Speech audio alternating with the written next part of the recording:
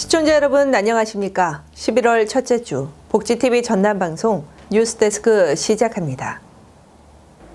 순천 지역에서는 밤에도 문화제를 즐길 수 있는 야행 축제가 열렸습니다. 순천시의 밤 풍경은 어땠을까요? 이영춘 기자의 보도입니다.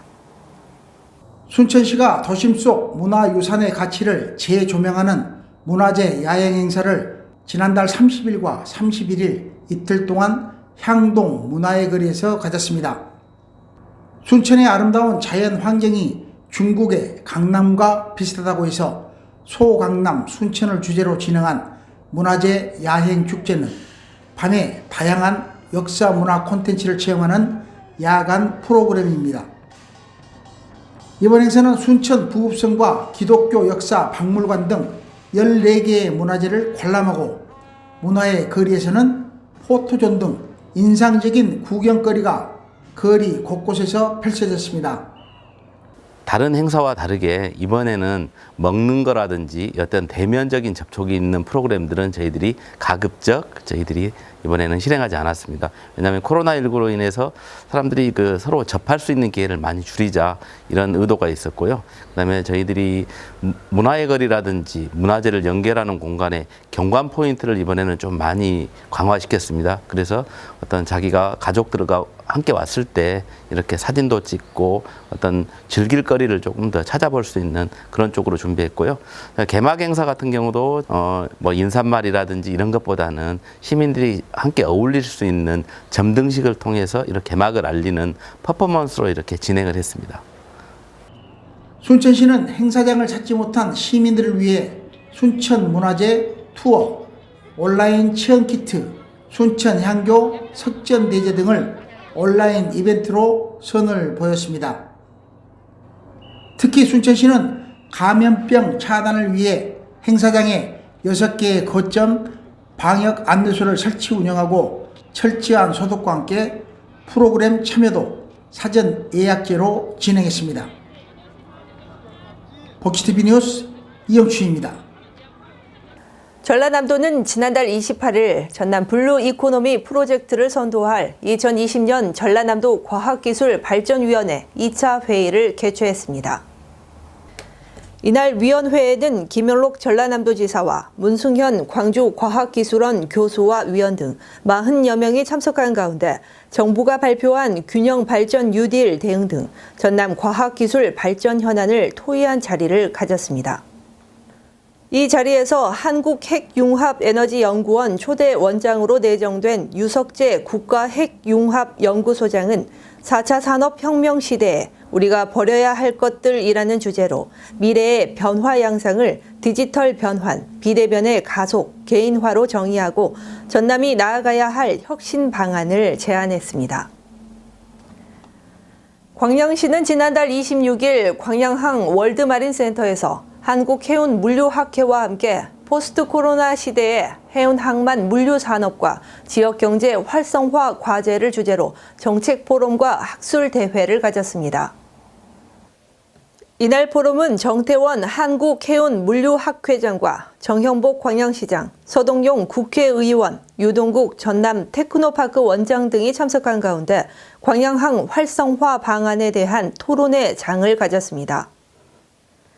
기조 발표에서는 고려대 김인현 교수의 종합물류계약과 해상법, 전라남도 윤영주 해운항만 과장의 여수 광양항의 현재와 미래 발전 전략, 전남 테크노파크 이정관 단장의 광양만권 산단 대개조 현황과 추진 방향의 중요성 등이 제시됐습니다. 김영록 전라남도지사는 지난달 29일 풍목별 전남 농업마이스터와 소통 간담회를 갖고 전남 농업 발전에 선도적인 역할을 해줄 것을 당부했습니다. 이날 전남도청 서재필실에서 열린 간담회에는 최구홍 전남 농업 마이스터 회장과 무안에서 단감 농사를 짓는 진일장 제1회 농업 마이스터 등 20여 명이 참석해 포스트 코로나 시대에 대비한 전남 농업 발전을 위한 다양한 논의가 이루어졌습니다. 논의된 내용으로는 농업 마이스터에 대한 적극적인 지원과 함께 전문성 활용 방안 역량 강화를 위한 전문교육 정례화 등 사후 관리 대책 마련이 중점 논의됐습니다.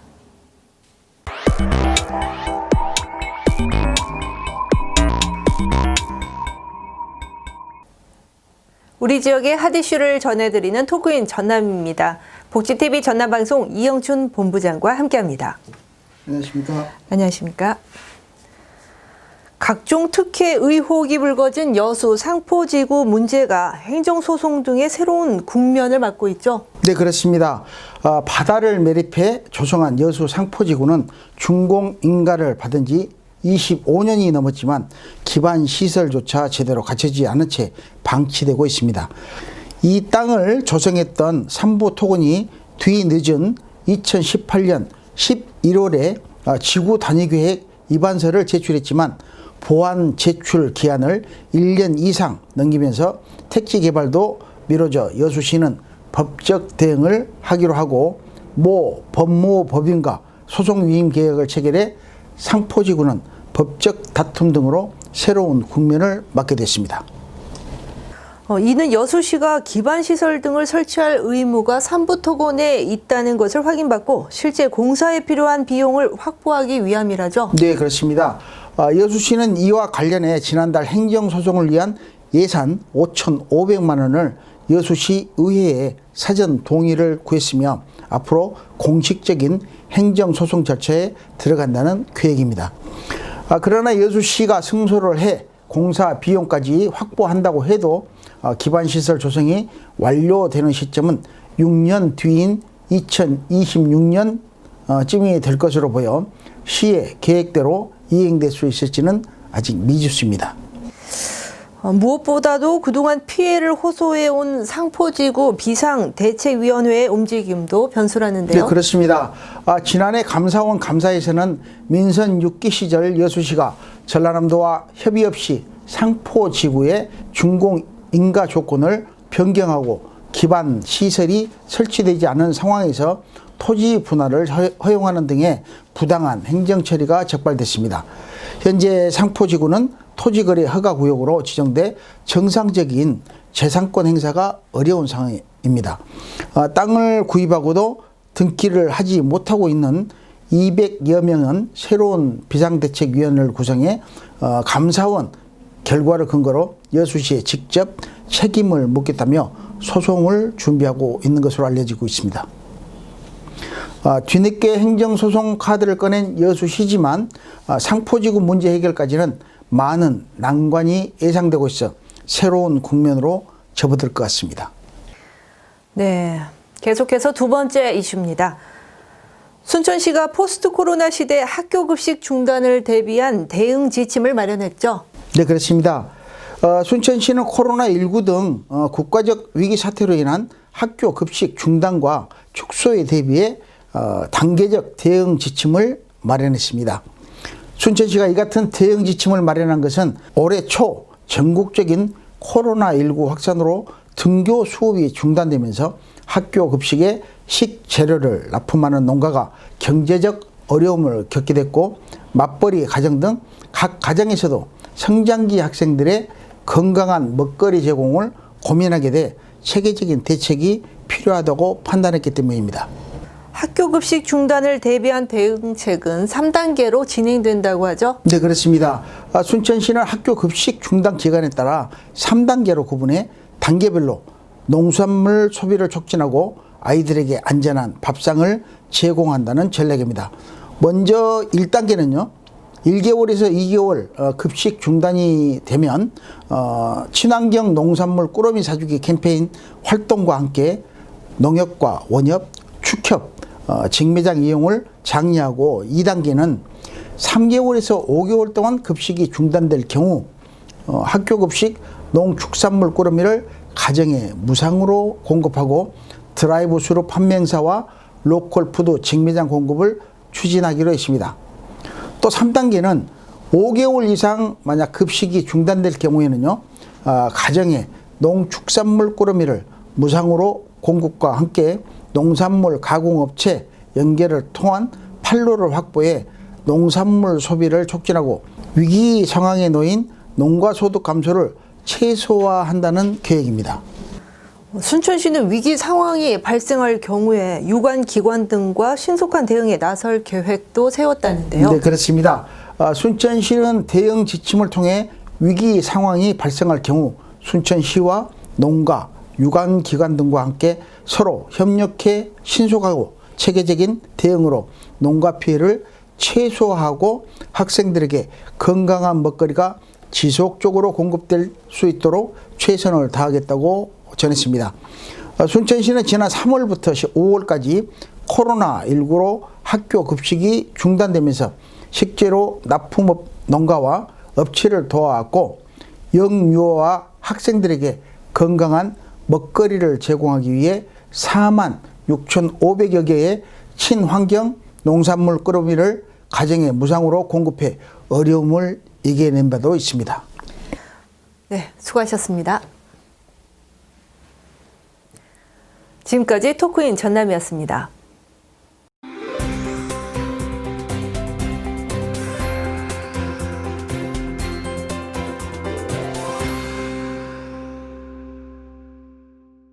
전라남도는 동부권역의 코로나19 긴급 대응을 위해 진단검사 전문 인력 4명을 긴급 충원하고 전라남도 보건환경연구원 동부지원에 생물안전 연구 시스템을 구축, 지난달 29일부터 본격적인 검사에 나섰습니다.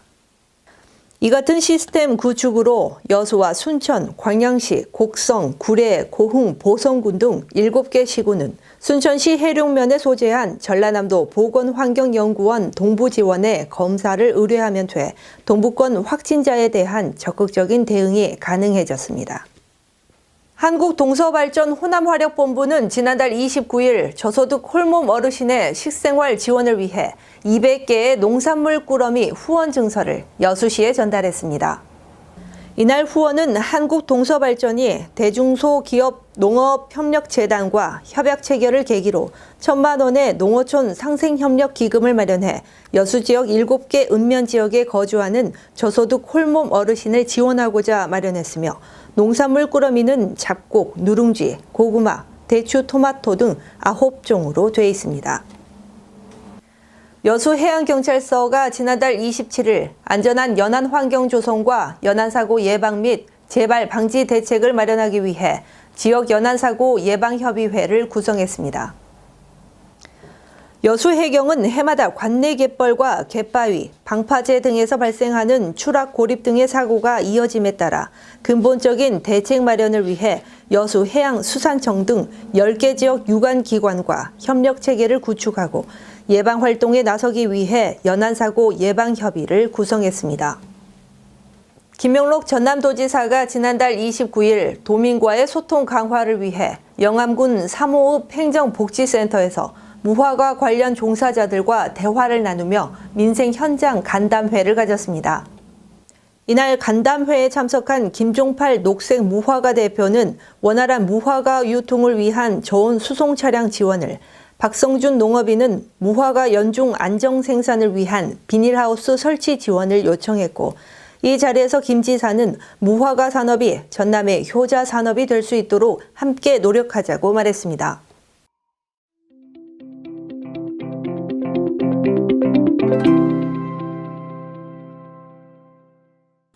작가란 행선지만 있을 뿐 도착지가 없는 영원한 여행자라고 말한 박혜정 작가의 개인 전시회가 지난 10월 19일부터 어브라이즈 일루전을 주제로 여수 갤러리 안에서 열리고 있습니다.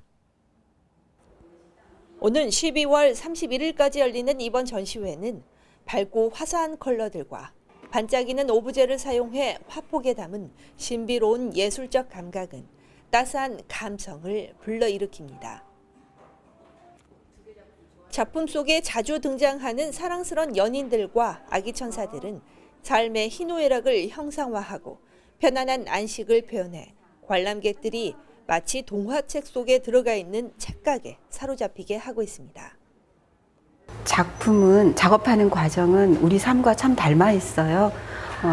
그런 어떤 작업 그 과정과 또 인생과 거의 그 닮아 있는 그 느낌으로 제가 작업한 이 제 작품들을 가지고 보시는 여러분들이 저와 같이 공감을 하시고 어떤 인생의 희노애락 이걸 함께 느낄 수 있으면 하는 바람으로 작업을 했고요. 기왕이면 행복하고 즐겁게 그렇게 공감하실 수 있도록 컬러나 어떤 형상적인 거나 이런 거에 좀 많이 신경을 써서 작업한 신부의 환상 제목을 가진 전시회입니다. 전남대학교 회화과를 졸업하고 개인전과 단체전 등 활발한 작품 활동을 하고 있는 박혜정 작가는 2017년 대한민국 통일문화제 문화부문에서 대상을 수상했으며 여수 국제아트 페스티벌에서는 홍보 코디네이터로도 참여를 했습니다. 박혜정 작가의 희망과 설렘이 묻어나는 작품들은 관람객들에게 자기 성찰과 또 다른 세계로의 시작점을 찾아 나서게 하고 있습니다. 복지TV 뉴스 이소영입니다. 이상으로 뉴스를 마칩니다. 오늘 또 함께해 주신 여러분 고맙습니다.